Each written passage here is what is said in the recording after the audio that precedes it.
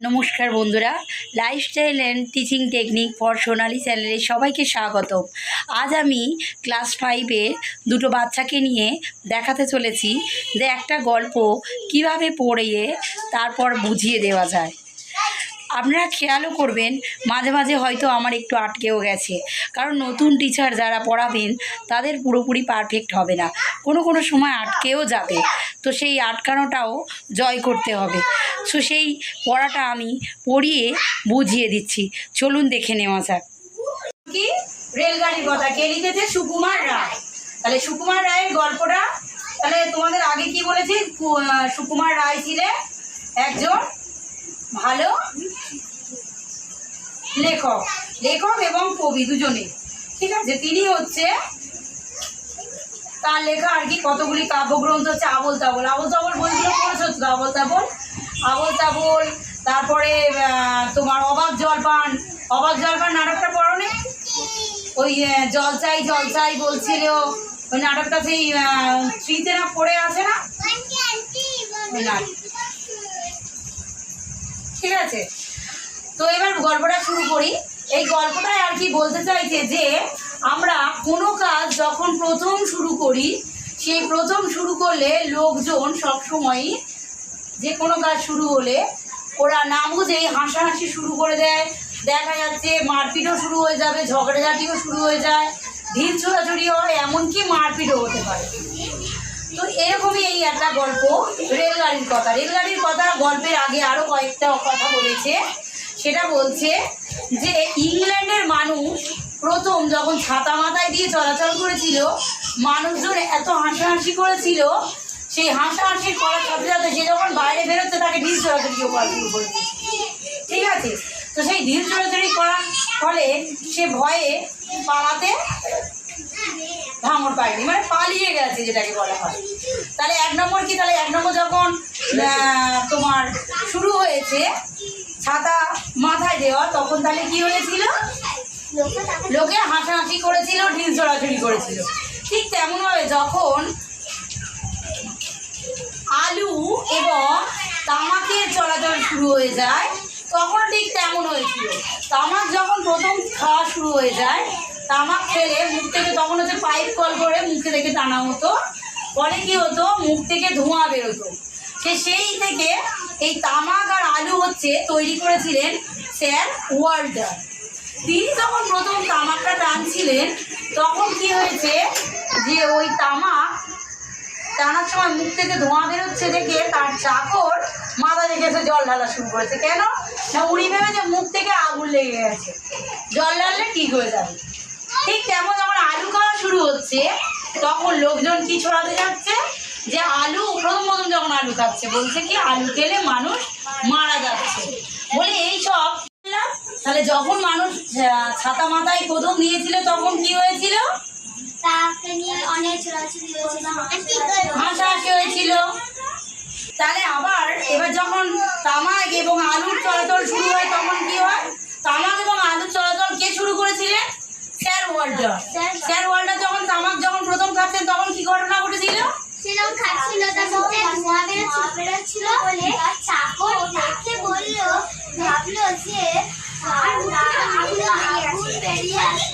আগুন লেগে গেছে, তাই জল ঢালতে শুরু করলো।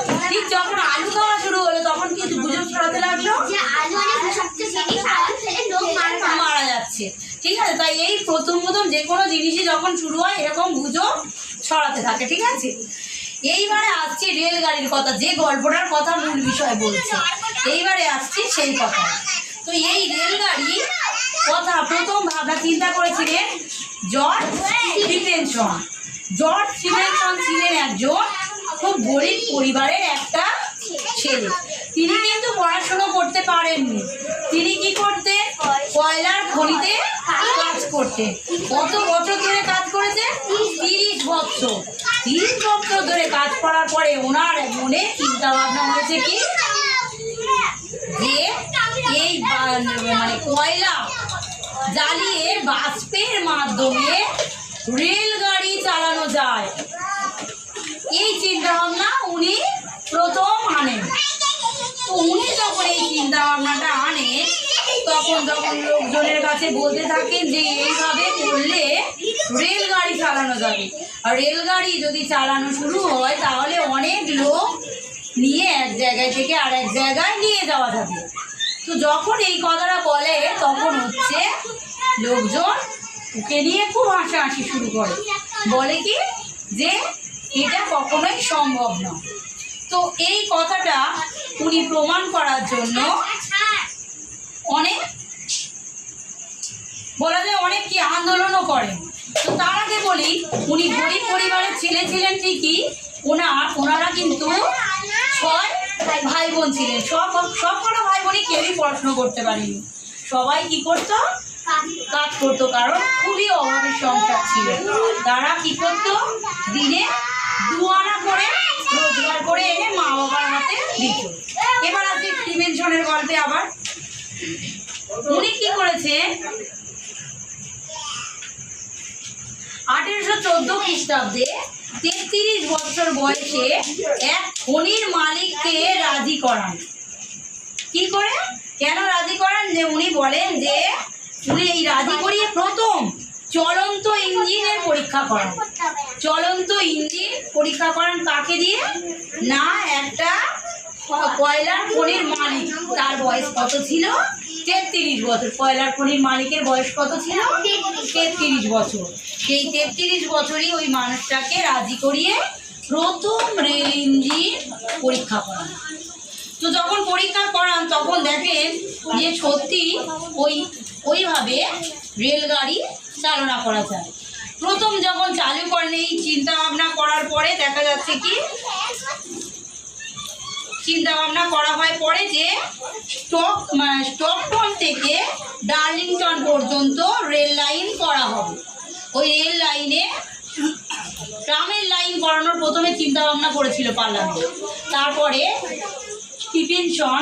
স্টিভেনসন বলেন যে ওই জায়গায় কি করতে হবে, রেলগাড়ি দেওয়া হবে, বাষ্পচালিত রেলগাড়ি, মানে হচ্ছে কয়লার খনি জুড়ে, মানে কয়লা ওতে দিয়ে রেলগাড়ি চালানো হবে। কি করেছিল, বলেছিল যখন উনি আর কি ওই কয়লার খনি দিয়ে মানে রেল ইঞ্জিনটা চালনা করে, তার সাথে সাথে একজন লোককে ঘোড়ার গাড়ির সাথেও, ওনার রেল লাইনের সাথে সাথে ঘোড়ার গাড়িও পাঠানো হয়। তো ওই রেলগাড়ি এত জোরে চলতে লাগলো, ঘোড়ার গাড়ি আর যেতে পারলো না। ওই জর্জ স্টিভেনসনই কিন্তু ওই রেলগাড়ির ড্রাইভারিং করেছিলেন। সেই ড্রাইভারিং করে স্টকটন থেকে কোথায় গিয়ে পৌঁছলেন, ডার্লিংটনে। ওখানে পৌঁছে সমস্ত যা মালপত্র নিয়ে গেছিলেন ওখানে নামিয়ে আবার ওখান থেকে অনেক লোকজন নিয়ে ফিরেও আসেন। তো এইবারে কি হয়ে যায়, শোরগোল শুরু হয়ে যায়, মানে বিশাল মানুষ একটা উৎসাহ দেখাতে থাকে। এবার ওই যে প্রথম যখন ডার্লিংটন থেকে ফিরে আসছে, অনেক মানুষ যখন উঠেছিল, তারা কিন্তু প্রথম রেলগাড়ি চলেছিল। ঠিক আছে, এই হচ্ছে জর্জ স্টিভেনসনের ছোট্ট বৃত্তান্ত, যে ও কীভাবে রেল ইঞ্জিন বা রেল গাড়ি তৈরি করেছিলেন। ঠিক আছে, তারপরে আর কি আইন করে মানে আইনগতভাবে সবাই মিলে আর কি একতা হয়ে আবার রেলগাড়ির কাজ ওনার কথা মতো শুরু করে। সেই অনুযায়ী 1830 খ্রিস্টাব্দে রেল চলাচল আরম্ভ হয়ে যায়। ঠিক আছে, তা এই হচ্ছে তোমার রেলগাড়ির কথা। তাহলে রেলগাড়ি আজ আমরা চলছি, কিন্তু ওর ইতিহাস জানলে সত্যি আমাদের অবাক হয়ে যাওয়ারই কথা, তাই না? মানে তার মানে এই দিয়ে কী বোঝা যায়, যে কোনো ভালো জিনিস আমরা যখনই প্রথম করতে যাব, তাই নিয়ে হাসাহাসি, ঢিল মারামারি, ঝগড়াঝাটি, অনেক কিছুই হবে, কিন্তু যে তাতে থেমে গেলে হবে না। তার মানে জর্জ স্টিভেনসন ওটা বুঝতে পেরেছিল যে এটা আমার সঠিক কাজ। তাহলে তোমাদেরও যে কাজটাই করবে সঠিক কাজ বলে পারফেক্ট হতে হবে, যে এটা একদম পারফেক্ট। তাহলে এটা করতে গিয়ে অনেক বাধা আসবে, সেই বাধাটাকে জয় করতে হবে। অর্থাৎ তোমাকে প্রতিনিয়ত পরীক্ষা দিতে হবে যে এই কাজটা যে সত্যি, সেটা প্রমাণ দিতে হবে। যখন লোকজন বুঝতে পারবে যে তোমার কথাটা সত্যি এটা, তখন লোকজন তোমার সাপোর্টে আসবে। এটাই হচ্ছে মানে রেলগাড়ির মধ্যে দিয়ে এই কথাটা বোঝা যায়। ঠিক আছে।